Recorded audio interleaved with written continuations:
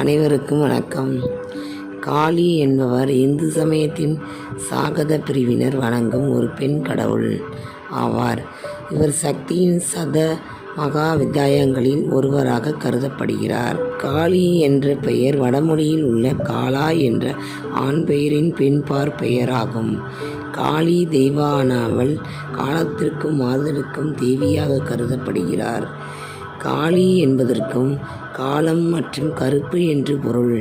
காலனின் ஈசன் துணைவிதான் காளி. இவரே ஆதிபராசக்தி என்றும் அழைக்கப்படுகிறான். இவரே பற்றி செய்திகள் அதர்வண வேதங்களிலும் தேவி மகாமத்தியத்திலும் விரிவாக வழங்கப்பட்டுள்ளன. இவரை வழிபடும் முறைகள் பல தந்திரங்களிலும் கூறப்பட்டுள்ளது. காளி தேவி காலங்களை கட்டுப்படுத்தக்கூடியவர் என்பது இந்துக்களின் நன்மை. அவர் தெய்வீக பாதுகாப்பாளராகவும் மோட்சம் அல்லது விடுதலை வழங்குவோராகவும் கருதப்படுகிறார். தாந்திரியர்கள் பெரும்பாலும் காளி தேவியையும் காளி தேவியின் இயந்திரத்தையும் வைத்து வழிபடுகின்றனர். வங்காளத்தில் காளி வழிபாடு அனைத்து ஊர்களிலும் உள்ளது. காளி கோயில் விசாகப்பட்டினம். காளி கோயில் என்பது தேவி காளி கோயில் ஆகும். இந்த கோயில் விசாகப்பட்டினத்தின் ஆர்கே கடற்கரை சாலையில் அமைந்து உள்ளது. வரலாறு: இந்த கோயில் 1984 ஆண்டில் கட்டப்பட்டது. இக்கோயிலில் விஜயதசமி திருவிழா கொண்டாடப்படுகிறது. இந்த கோயில் விசாகப்பட்டினம் கடற்கரை சாலையில் ஒரு அடையாளமாகவும் சிறந்த சுற்றுலா தலமாகவும் மாறி வருகிறது. தில்லை காளி கோயில் தமிழ்நாட்டில் கடலூர் மாவட்டத்தில் உள்ள சிதம்பரம் நகரின் புறநகர் பகுதியில் அமைந்துள்ள ஒரு இந்து கோயில் ஆகும். 1229 மற்றும் 1278க்கு இடைப்பட்ட சோழ மன்னர் கோவ பெருஞ்சிங்களால் கட்டப்பட்டது. சிதம்பரத்தின் புறநகர் பகுதியிலே இந்த கோயில் உள்ளது. தெய்வமாகிய காளி தேவியின் சிவபெருமானிடம் நாட்டிய போட்டியில் தோற்ற பிறகு தேவி இங்கு சென்றார் என்று புராண கதை கூறுகிறது. சிவம் அல்லது சக்தி யார் மேலானவர் என்று ஒரு வாதம். இதனால் சிவன், விஷ்ணு, பிரம்மா மற்றும் பிற தெய்வங்களின் முன் சிதம்பரத்தில் ஒரு நடன நிகழ்ச்சி நடத்தினார். அவர்கள் நடனம் ஆடுகையில் சிவன் தோற்கடிக்கப்பட்ட விருத்தரார். ஆனால் சிவன் ருத்ர தாண்டவம் ஆடினார். அவரது தலைக்கு மேலே ஒரு கால் உயர்த்தினார். இந்த ருத்ரதாண்டவம் நடத்தினால் ஒன்றாகும். பெண்களின் தாழ்மையும் கூச்சமும் காரணமாக பெண்கள் இந்த நடனம் ஆட முடியாது. பார்வதிக்கு இந்த தோரணையில் சமமாக நன்றாக நாட்டியம் ஆட முடியவில்லை மற்றும் அவரது தோல்வியை ஒப்புக்கொண்டார். அவளது அகந்தையை கட்டுப்படுத்தவும் சிவம் மற்றும் சக்தி இருவருமே நம் வாழ்வில் முக்கியத்துவம் வாய்ந்தவர்கள் என ஒரு பாடம் கற்பிக்கவும் நகரத்தின் எல்லைகளுக்கு வெளியே செல்ல வேண்டியிருந்தது. தில்லை காளி கோபத்தின் ஒரு தெய்வம். இந்த கோபம் பிரம்மாவின் வேதம் கற்பிப்பதன் மூலமும் காளியின் புகழ் பாராடலும் சமாதானப்படுத்தப்பட்டது.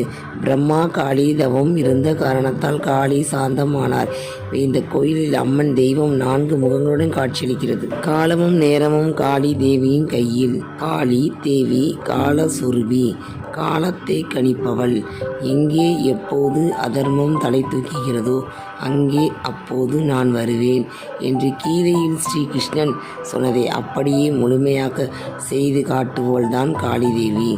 அதர்மம் எங்கே தலைவிரித்தாடுகிறதோ அங்கே அழிவை ஏற்படுத்துவாள். மோசக்காரர்களை நாசம் செய்வாள். அக்கிரமவார்காரர்களை காலம் நேரம் பார்த்து அடியோடு அழித்து விடுவாள். நல்லவர்களுக்கு நன்மையை செய்வாள் அந்த மகா காளி.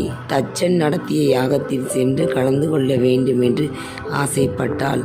மகேஸ்வரி பரமேஸ்வரிடம் அமைதி கேட்டாள். மறுத்தார். மகேஸ்வரன் இருந்தும் யாகத்துக்கும் சென்றாள் உமாதேவி. அங்கே தட்சனால் அவமானப்படுத்தப்பட்டாள். கோபம் கொண்ட உமாதேவியாக குண்டத்தில் விழுந்து தன்னை மாய்த்து கொண்டாள். பரமேஸ்வரன் தேவியை உயிரிழத்தொழ செய்தார். அப்போது உயிர் பெற்ற தேவி ஒரு பயங்கரமான உருவத்துடன் 10 அவதாரங்களாக 10 மகா வித்தியங்களை தோற்றுவித்தாள். அதில் முதலாவதாக வித்தியே காளி தேவி. மயானத்தில் ஒரு சவத்தின் மேல் கழுத்தில் காபால மாலை, சிவந்த கண்கள், நீட்டிய நாக்கு, ஒரு கையில் வெட்டப்பட்ட தலை, மறு கையில் வாள் என்று 10 கைகளுடன் காட்சியளித்தாள். மகாகாளி பார்ப்பதற்கு பயங்கரமான தோற்றத்துடன் காணப்பட்டாலும் பக்தனிடத்திலே ஒரு தாயை போன்று பரிவு பாசமுடன் இருந்து அருள் பாலிக்கிறாள். காளி தேவி மிகவும் சுறுசுறுப்பானவள், எப்போது தாமதத்தை விரும்பாதவள், யமுனையை தன் வசப்படுத்தி வைத்திருப்பவள், எதிலும் அச்சமில்லை என்பது அவளது கொள்கை. உலகத்தின் கால பரிமாணத்தை குறிப்பவள் இந்த காளி தேவி. இவள் மகாகாளி, பிடாரி, பத்திரகாளி, அங்காளி என்று கிராம தேவதையாக இருந்து அருள் பாலிப்பவர். இந்த காளி தேவதையை உபாசனை செய்தவர்களில் மிக முக்கியமானவர் ராமகிருஷ்ண பரமஹம்சர். மகாராஷ்டிரா மன்னன் சிவாஜி இந்த காளி தேவியை வணங்கிவிட்டு தான் போருக்கு செல்வான். வரும்போது வெற்றியோடு திரும்பி வருவாள். மகாகவி பாரதியார் காளிதேவி குறித்து அருமையாக பாடியிருக்கிறார்.